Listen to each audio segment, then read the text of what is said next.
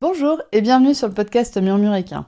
Moi c'est Audrey et tous les vendredis, je vous partage un maximum d'informations et de pistes de réflexion sur des sujets autour de la santé et du bien-être, autant équin qu'humain. L'objectif de ce podcast est de vous apporter de la sérénité et de la sécurité dans votre couple cheval-cavalier en vous permettant de gagner en compréhension du monde équin sans jugement, mais surtout avec une bonne dose d'humour, de bonne humeur, de passion et d'ouverture d'esprit. Bonne écoute!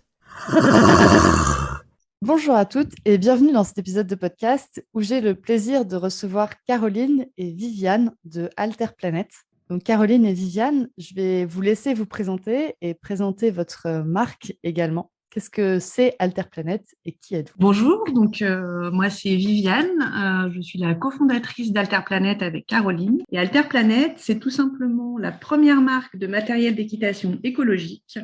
Ce sont les fibres végétales au service du bien-être de vos chevaux. Donc l'idée d'Alter Planet, c'est vraiment de pouvoir proposer une alternative aux fibres synthétiques à partir des fibres végétales. Très bien. Et donc, est-ce que vous pouvez nous raconter quand et comment est né le projet Alter Planet et pourquoi est né ce projet? Alors, c'est très simple. Viviane devait équiper sa fille qui avait besoin de renouveler son matériel équestre. Et elle a fait ce qu'il ne faut jamais faire dans un magasin. Elle a regardé les étiquettes. Et là, quand elle a vu les étiquettes, elle s'est juste dit, c'est pas possible. Je ne peux pas. Je ne peux pas utiliser ces produits qui sont à base de pétrole, qui sont polluants, qui vont durer 450 ans et finir dans les océans pour rien. Alors du coup, elle a cherché, cherché, cherché, cherché. Et elle n'a pas trouvé autre chose que ces produits qui sont ultra polluants. Et elle a dit, si ça n'existe pas, on va le faire. Donc elle a lancé l'idée, elle a commencé à travailler dessus et tout ça. Et puis elle m'en a parlé. Et puis je suis arrivée. Et puis à nous deux, on a créé Alter Planet. Ah bah Voilà. super.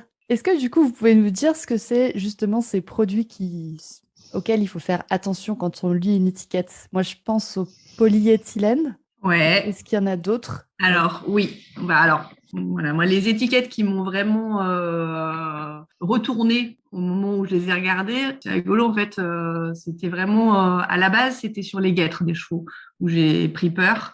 C'est-à-dire que j'ai regardé un peu ce qu'on leur mettait sur les jambes, auxquels on fait vraiment attention quand même au quotidien pour éviter tout ce qui est tendinite et tout ça. Et quand je regarde les produits qu'on utilise, je vois néoprène, polyuréthane, polyéthylène, polyester qui est très connu. Donc en fait, toutes ces matières-là, c'est vraiment des matières issues de pétrole. C'est des matières dont on sait aujourd'hui, pour la plupart, donc vraiment néoprène, polyuréthane, c'est des matières qui ne sont pas recyclables, donc en fait qui encombrent nos océans au quotidien. C'est-à-dire que voilà, aujourd'hui, on a tous en tête des images du sixième continent, des océans pleins de plastique, de la pollution, etc.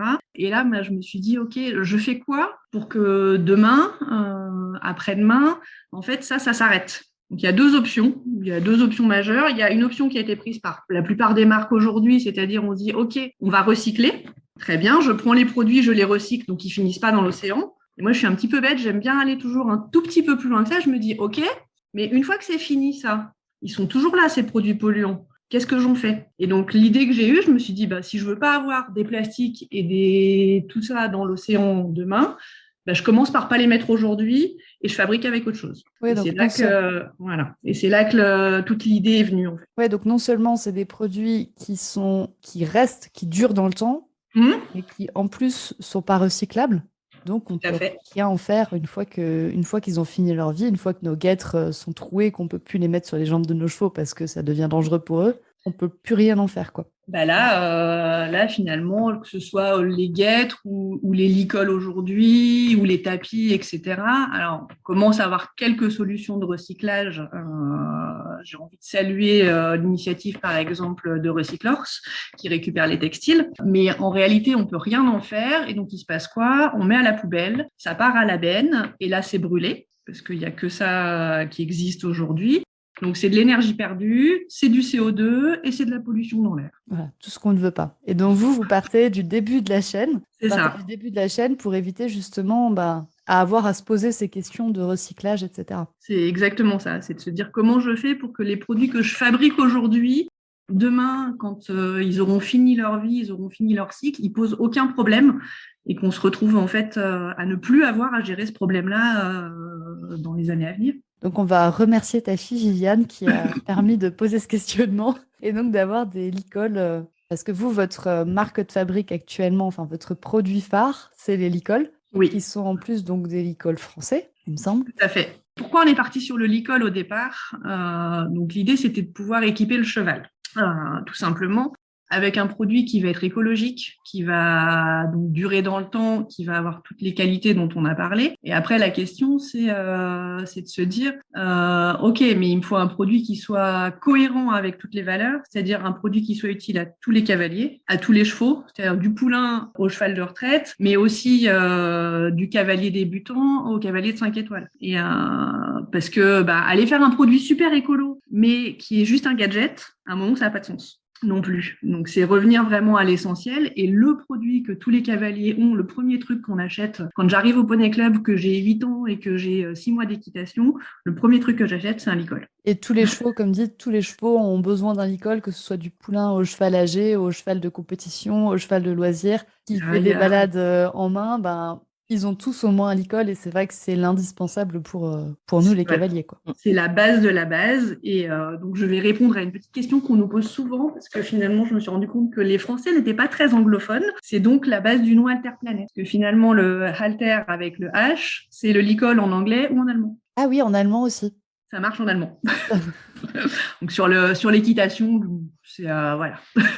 C'est toujours intéressant. Et donc, comment ça se passe pour créer un licol? Moi, je me dis toujours, mais comment vous avez fait? À quel moment vous êtes allé trouver un couturier français? Et comment vous avez fait pour lui expliquer, nous, on veut faire un licol, quoi? J'imagine la tête de la personne en face de vous. C'est un grand moment, un grand moment au départ, parce que d'abord, il y a quand même 90% de la population qui ne sait absolument pas à quoi ça peut ressembler un licol et ce que ça peut être.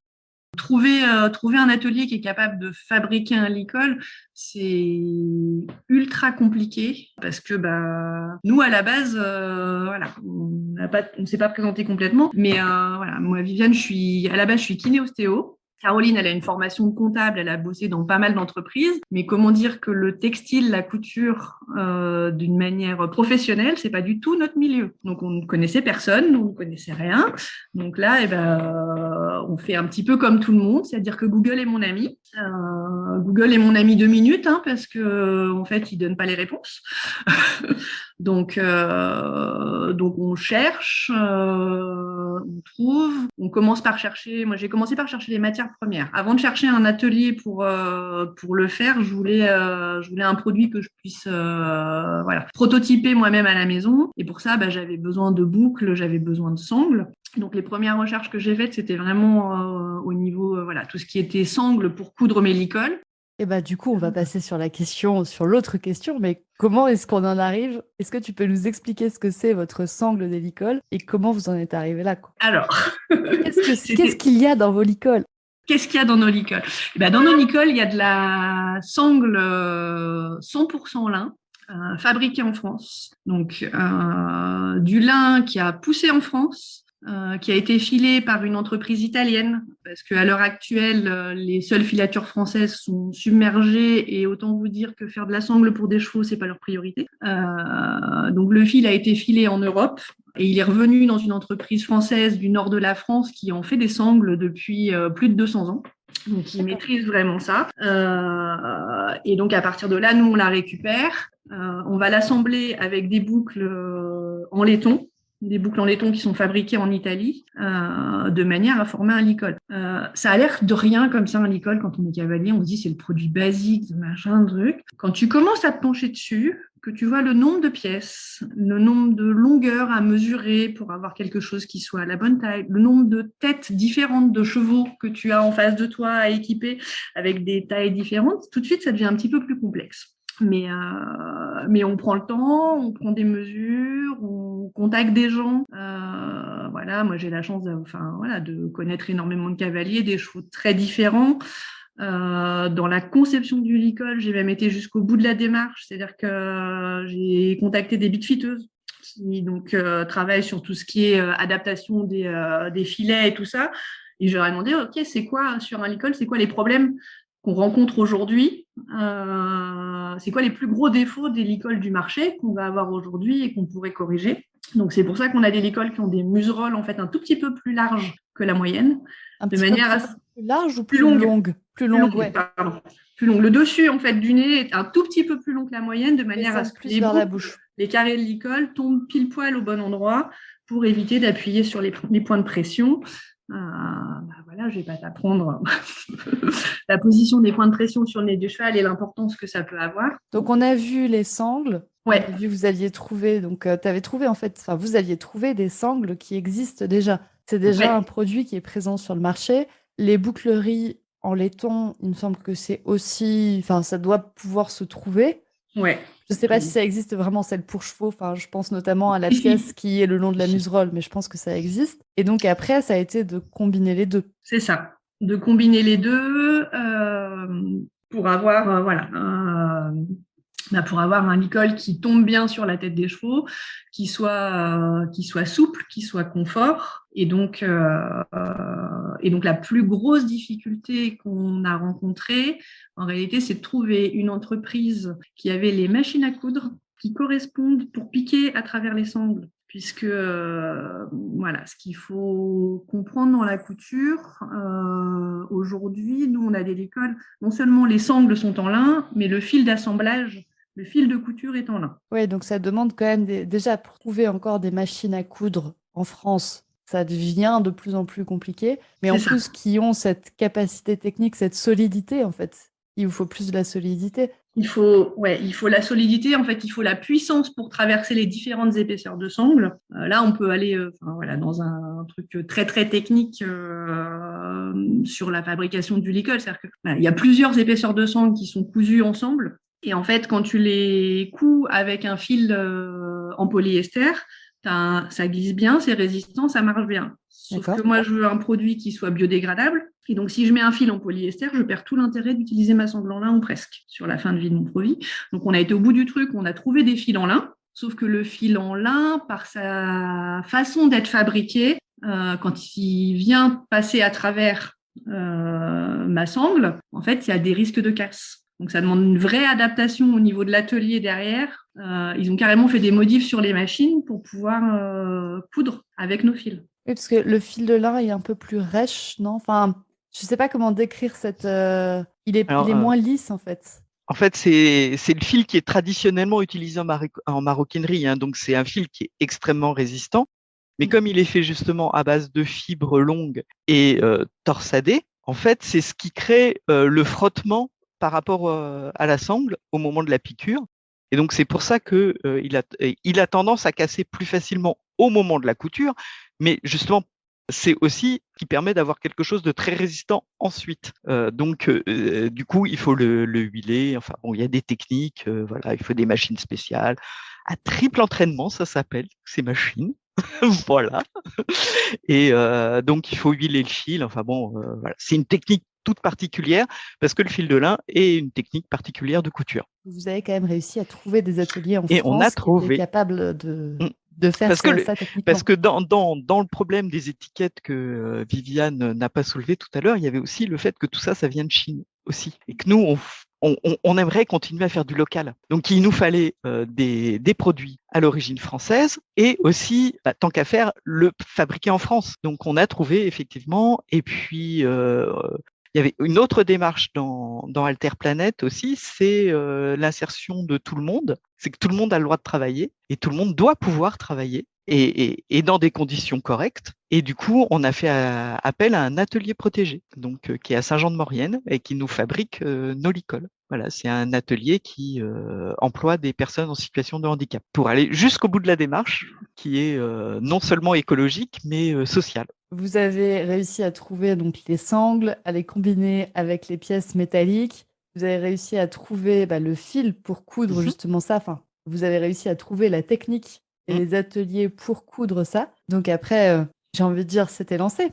Qu'est-ce qu'il y a eu encore comme petites anicroches, on va dire? Quelles ont été les difficultés que vous avez rencontrées? toute petite anicroche de rien du tout. C'est-à-dire que moi, l'idée de départ, elle a eu lieu fin 2019, septembre-octobre. Ce qui s'est passé, c'est que le temps de trouver un petit peu tout ça, il se passe quand même quelques mois. Donc, résultat, on avait prévu de lancer en mars 2020. Et là, il s'est passé un tout petit truc, c'est tout le monde reste à la maison. Oups. Oups.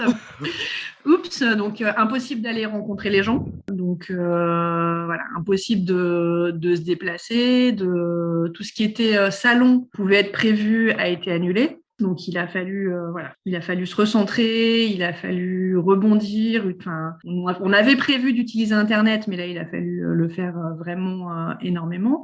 Et bon, si on se remet en contexte au printemps 2020, au niveau du monde des caisses, le jour où on a eu le droit de sortir, nous, en tant qu'humains, pour aller voir nos chevaux, il s'est passé un autre truc vachement sympa quand tu veux lancer une marque, qui était une épidémie de pneumopathie, de rhinopneumopathie équine, qui faisait qu'il fallait quand même absolument éviter de faire le trajet d'écurie en écurie, de manière à éviter de propager le virus. Donc, confinement supplémentaire.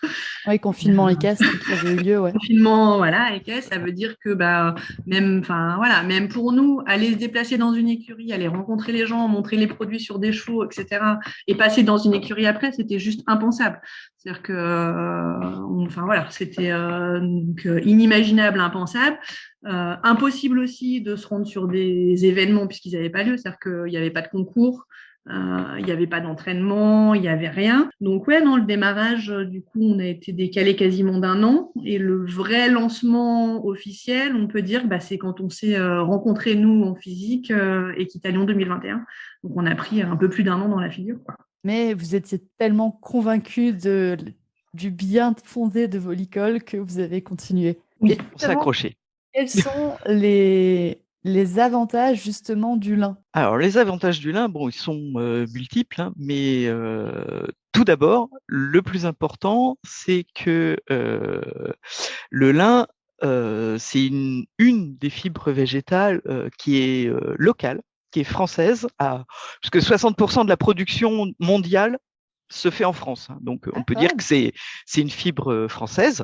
C'est 10 000 emplois en Europe. Hein. C'est pas n'importe quoi. Ça, c'est juste pour situer un petit peu ce que c'est que la filière du lin. C'est 333 000 tonnes de CO2 stockées grâce au lin. C'est aussi important. Et c'est 650 millions de mètres cubes d'eau économisés par rapport à la culture du coton.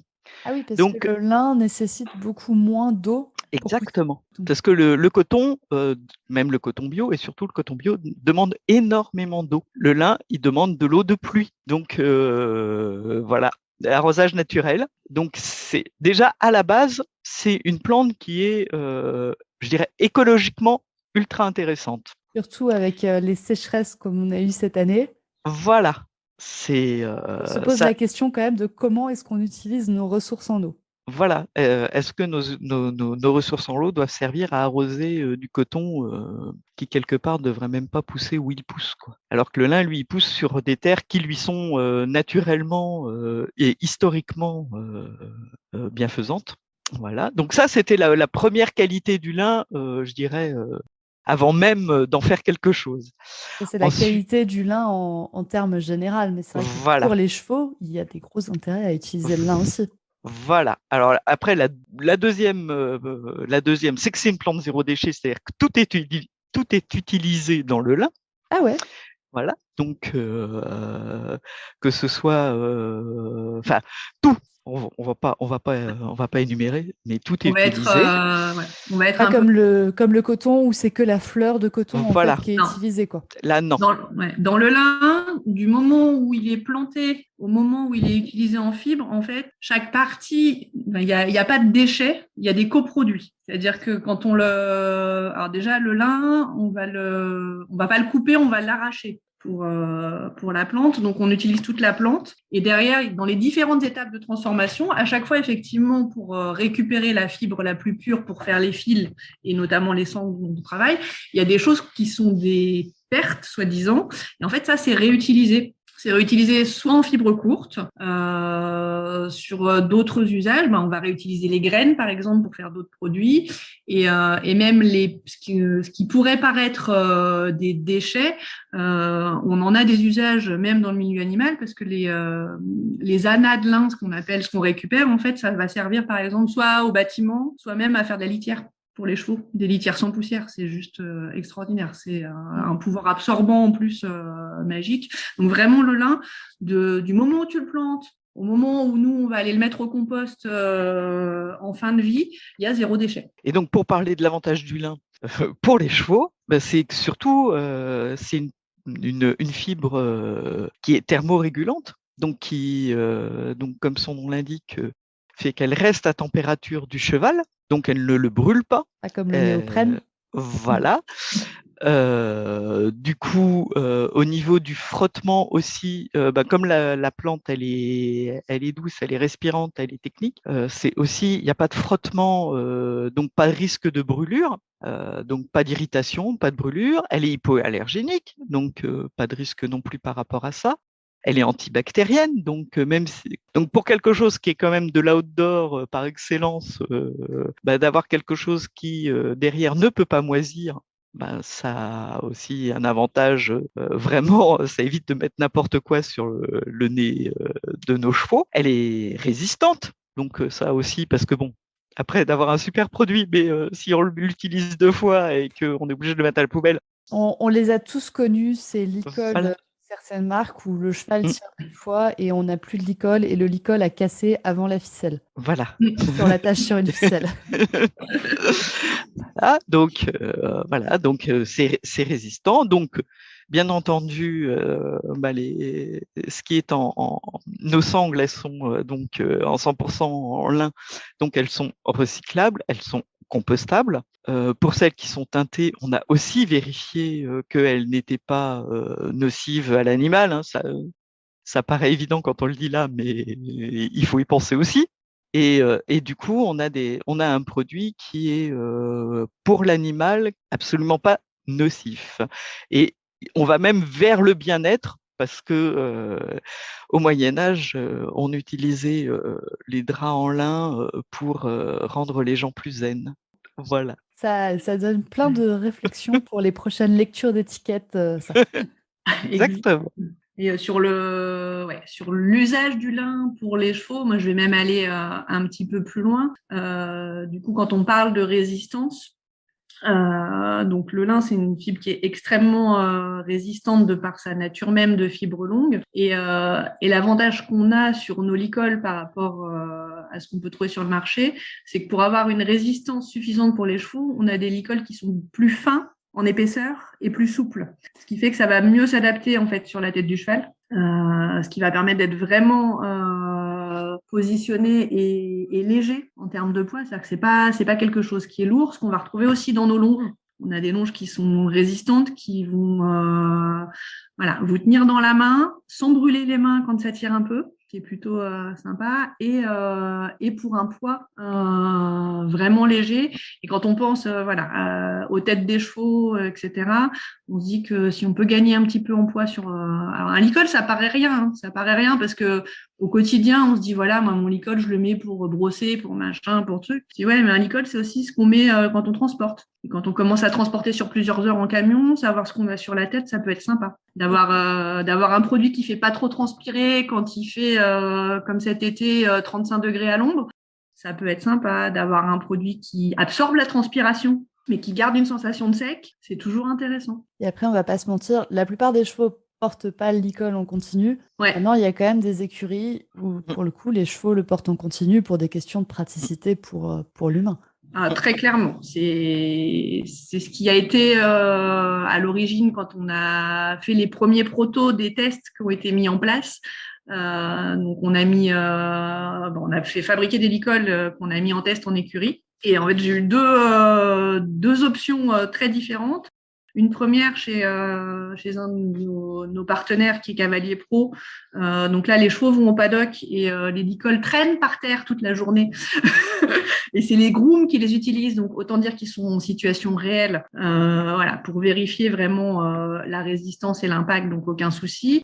Et de l'autre côté, on les a fournis en centre équestre, où les chevaux ont la chance d'aller au paddock aussi toute la journée, parce que voilà, ça fait partie de nos valeurs d'avoir des chevaux qui vont en extérieur. Et là, effectivement, les chevaux et poneys gardent leur licol sur la tête toute la journée quand ils sont au paddock. Et les licols, ils sont en place sans souci et sans aucun problème, été comme hiver. Et après, on pensera aussi aux cavaliers qui partent en balade en main, donc le cheval a le licol pendant un certain nombre d'heures sur la tête. Les cavaliers qui partent en randonnée, où là, le cheval a le licol sur la tête toute la journée. Et même ne serait-ce que s'il n'a pas le licol sur la tête toute la journée, c'est quand même plus appréciable d'avoir un truc léger qu'on sent pas, plutôt que quelque chose qui est lourd. C'est vrai que moi, le poids du licol, j'y étais pas sensible, jusqu'à ce que j'ai vos licols en main, en fait. Et que j'ai 2 licols en main, un de vos licols et un autre. Et où là, je me suis dit, mince, il y a vraiment une différence. En fait, il est possible de faire une différence sur le poids du licol. Ouais. Et pourtant, on a des boucles qui sont quand même relativement lourdes par rapport à certains. Ça, c'est lié. Enfin, voilà. Pour avoir des boucles de qualité, malheureusement, on n'arrive pas à gagner trop en poids. Donc, On avait déjà gagné en encore un épaisseur, sujet. comme tu disais, sur les sangles. Ouais. Bon, on peut pas gagner non plus. Non, mais par contre, il y a un truc qu'on nous a dit, moi que j'ai découvert et qui n'était pas du tout prévu et que j'ai trouvé génial dans les premiers retours clients, c'est que nos licols, donc ils sont pas mal utilisés en extérieur, donc soit des gens qui montent, soit des gens qui partent à pied. Et donc nous avons des licols qui ne font pas de bruit. J'avoue que j'y étais. Ça, c'est pareil. Je me suis rendu compte une fois que j'avais un de vos licols. Je n'arrive plus à mettre maintenant un autre licol parce que le cling, cling, cling, cling, cling de la boucle m'énerve. Exactement. Mais alors ça, c'est un truc. Voilà, honnêtement. Le licol Alterplanète, l'essayer, c'est l'adopter. Mais c'était des trucs, comme dit, le poids et le bruit, où je m'étais pas rendu compte que ça pouvait être amélioré, donc je m'étais habituée à ça. Enfin, je m'étais pas posé la question de est-ce qu'on pouvait améliorer le bruit ou n'importe. Ouais. Et quand on pense aussi, par exemple, enfin, j'ai l'idée chez les chats où on met une petite clochette et où on sait que c'est très désagréable pour les chats, même si ça sauve des moineaux. Mais je me dis que pour les chevaux, ça doit être pareil, en fait. Quand on sait leur sensibilité et leur attention, effectivement, c'est des questions au départ qu'on ne se pose pas. Mais là, quand on en parle, je me dis, voilà, un cheval, il est toujours attentif avec ses yeux et ses oreilles. Le fait de ne pas avoir un bruit parasite au quotidien, c'est quelque chose qui contribue en fait à le garder plus calme et plus apaisé. Tout bêtement, hein, mettez un collier un peu lourd autour de votre cou qui fait bling bling toute la journée. Vous allez voir que le soir, non seulement vous allez avoir mal au cervical, mais en plus vous allez être beaucoup plus nerveux que d'habitude. Si on peut éviter ça à nos chevaux. Tant qu'à faire. Hein? C'est un effet secondaire très bénéfique. Exactement. Quand on parle de zénitude. Donc ça, c'est tous les avantages qu'on a pu trouver au niveau du lin.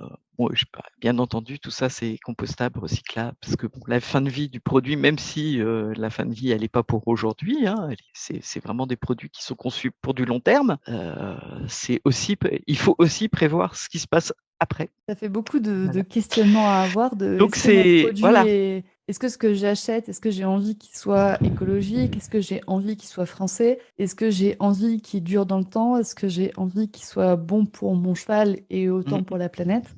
Ça peut faire autant de questions à se poser quand on achète un produit, que ce soit un licol, un tapis, des guêtres ou plein d'autres choses. Et puis en plus, est-ce qu'il faut, et puis le critère aussi, c'est qu'il faut qu'il soit beau. Bien sûr. Parce que si on peut faire du beau en plus, c'est du plus. C'est du totalement plus. Voilà. Et après, l'idée de lancer une marque de matériel d'équitation, c'est aussi que toutes ces questions-là, c'est des questions qu'on se pose, nous, au quotidien. C'est des questions qui sont hyper fatigantes intellectuellement, en vrai. Et nous, ce qu'on a envie de faire, c'est aussi, voilà, vous l'avez entendu dans nos valeurs, on est un petit peu jusqu'au boutiste en général. L'idée, c'est que quand tu viens chercher un produit, que tu souhaites quelque chose de bien pour ton cheval et que tu n'as pas envie de te prendre la tête, si tu prends un truc où c'est marqué Alterplanète, tu sais que tu ne te trompes pas. Et c'est aussi l'idée de ne pas avoir une charge mentale dingue au moment de venir choisir ce dont on a besoin et envie, en fait. À un moment, l'écologie, c'est bien, mais c'est hyper important. C'est quelque chose qui est dans nos valeurs. On ne veut pas non plus que ça devienne un poids pour les cavaliers. Il faut que ce soit facile.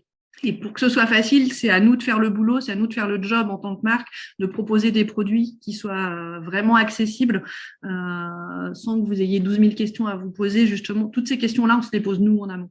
Oui, c'est votre but, c'est ce qu'on achète aussi. On s'achète une tranquillité d'esprit. C'est ça. Exactement. Et donc, du coup, quels sont les prochains développements qui sont prévus pour Alter Planet ? Ou la question piège. Prévu beaucoup. Donc voilà, moi je suis quelqu'un qui a plein d'idées à peu près toutes les minutes, qui pense énormément de choses. Voilà. À l'heure où on enregistre le podcast, il y a des choses qui doivent sortir dans les semaines à venir. A priori, à l'heure où il sera diffusé, je croise les doigts pour que ce soit sorti. Donc aujourd'hui, on travaille le lin. Là, on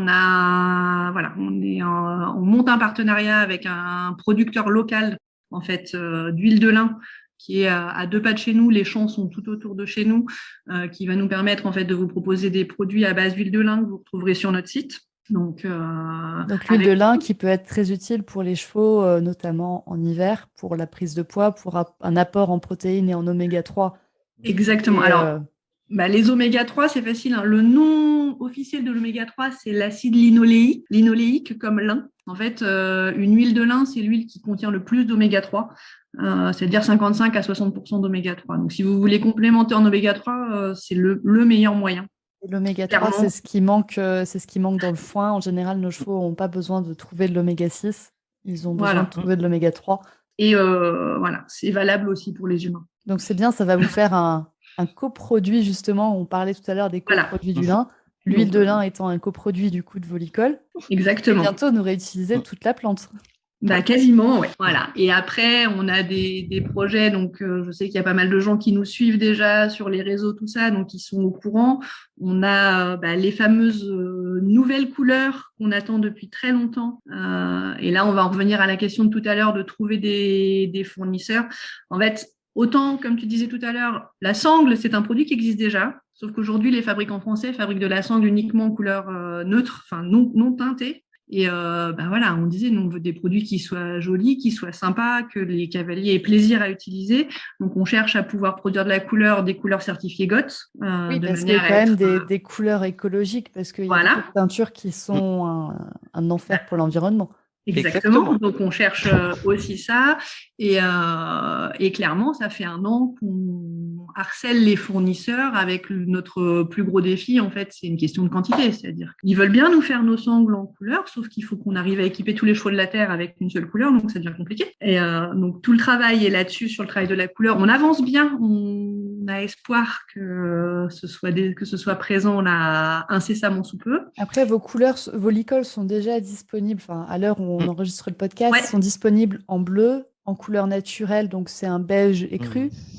Et en rose. Vous faites du rose. Voilà. Et donc le rose qui est complètement en phase avec le mois d'octobre, puisque c'est un rose qui est aux couleurs d'Octobre Rose directement.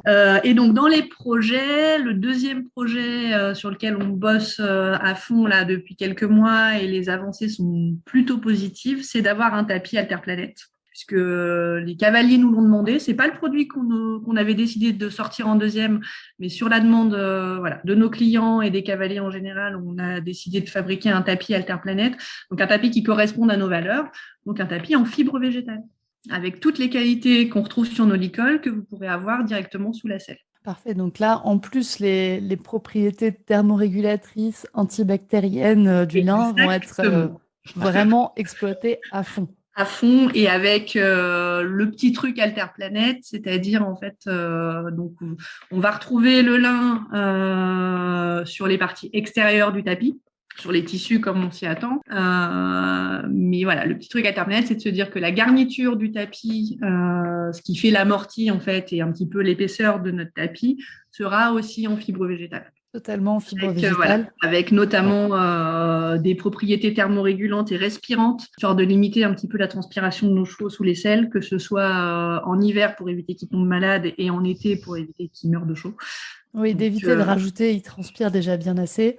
Ouais, c'est ça. Éviter de rajouter une couche avec le tapis et de faire, que le tapis ne soit pas une cause de transpiration. Exactement. Ce qui est quand même le cas aujourd'hui avec toutes les matières qui sont utilisées. Ils ont beau faire des mèches 3D, des choses comme ça. Quand on met un polyester, en fait, sur une peau, qu'elle soit de cheval ou d'humain, c'est pas quelque chose qui est réellement respirant de base. Et c'est vrai qu'on se rend compte que nos chevaux transpirent sous le tapis, en fait. Ouais. Il y a beaucoup de chevaux qui transpirent pas spécialement pendant l'effort, mais quand on enlève la selle, on se rend compte qu'ils ont transpiré en dessous. Alors, on voit bien où était le tapis. Voilà. C'est ça. Voilà. Et puis après, on a encore d'autres projets, parce que le but, c'est quand même d'habiller les chevaux des naseaux aux sabots. Donc, et tout ça en fibre végétale. Alors, pas forcément en lin, hein, parce que il y a d'autres fibres végétales qui sont aussi ultra intéressantes. Et donc, le but, c'est de trouver la meilleure fibre pour le produit. Donc, en fonction du développement des produits, on ira chercher des choses différentes. Donc, on peut travailler aussi avec de l'ortie, on peut travailler avec de l'eucalyptus, on peut travailler avec, que sais-je, du chanvre. Du chanvre. Voilà, ça c'est pour parler des choses qu'on trouve assez facilement sous nos contrées. Ouais, on trouve beaucoup trop d'ortie dans mon pré.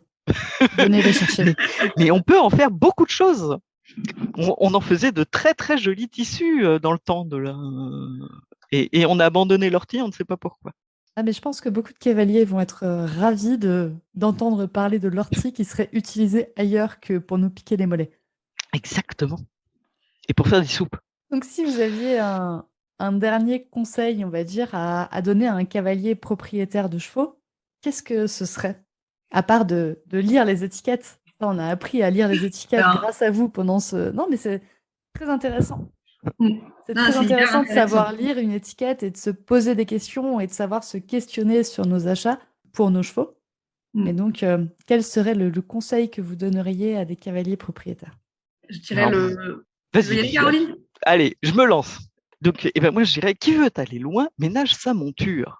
Voilà. Et donc, si on veut ménager sa monture, on utilise de bons produits pour lui, pour elle, pardon, et on fait très très attention au bien-être de son cheval. Et quand son cheval il va bien, on peut faire l'équitation rêvée pour tout le monde. Voilà le petit conseil du jour. L'équitation rêvée autant pour le cavalier que pour le cheval. Exactement. C'est ça. Et moi, je vais vous en aurez deux pour le prix d'un conseil. Je dirais que un des mantras que je garde au quotidien, c'est penser loin, agir maintenant. C'est-à-dire penser les actes que je vais faire aujourd'hui auront une portée demain. Donc l'idée c'est de se dire voilà, comme moi je l'ai fait en fait dans la réflexion sur comment diminuer les plastiques dans l'océan, en commençant aujourd'hui par ne pas les fabriquer, dans tout ce qu'on fait dans notre vie et particulièrement auprès de nos chevaux, quelle est l'action que je peux faire aujourd'hui et qui aura des conséquences positives demain, qui permettra finalement que tout se passe pour le mieux et qui améliorera finalement la condition et de ma vie et de mon cheval pour l'avenir. Donc pensez loin, agir maintenant. Ça fait un très bon conseil, autant pour le cavalier que pour son cheval. Exactement. Mais nous sommes de très bons conseils. Je vais vous faire revenir plus souvent pour des conseils. Avec grand plaisir. On va faire le petit conseil d'Alterplanète. La minute Alterplanète. Il y a une idée de podcast à faire pour vous. Là. Très bien. Écoutez, merci pour ce super épisode. Alors, il y a un dernier truc qu'on n'a pas dit. On peut du coup vous retrouver sur Instagram @alterplanète, il me semble. Tout à fait. On peut vous retrouver sur votre site internet. Ouais. On peut nous retrouver sur LinkedIn aussi.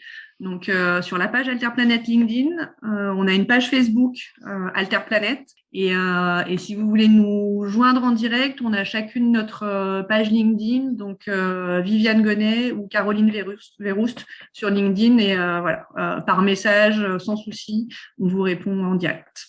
Et je mettrai tous les liens donc pour vous joindre en description de cet épisode. Donc les gens, vous avez juste à regarder sous cet épisode et vous trouverez les liens pour joindre Caroline, Viviane, pour commander votre licol Alterplanète. Exactement. Merci beaucoup. Merci à vous. Merci beaucoup, Audrey. Et puis du coup, bonne journée à tout le monde. Bonne journée à tous. Excellente journée. À bientôt. Et voilà, c'est la fin de cet épisode du podcast Murmuréquin. J'espère que cet épisode vous a plu. Si c'est le cas, n'hésitez pas à venir me le dire sur Instagram ou par mail Vous pouvez aussi partager l'épisode à une personne qui veut en apprendre plus sur les chevaux. Et si vous avez envie de soutenir un média qui a comme ambition de propager le savoir au plus grand nombre et ainsi d'améliorer la vie de nos compagnons à crinière, vous pouvez le faire dès aujourd'hui en faisant un don sur le compte Tipeee du podcast Murmuréquin. Je vous laisse donc le lien de mon compte Tipeee dans la description de cet épisode et je vous remercie au plus profond de mon cœur si vous m'aidez dans le projet fou de ce podcast qui est de rendre le savoir équin toujours plus accessible pour tout le monde. On se retrouve vendredi prochain pour un nouvel épisode. À bientôt!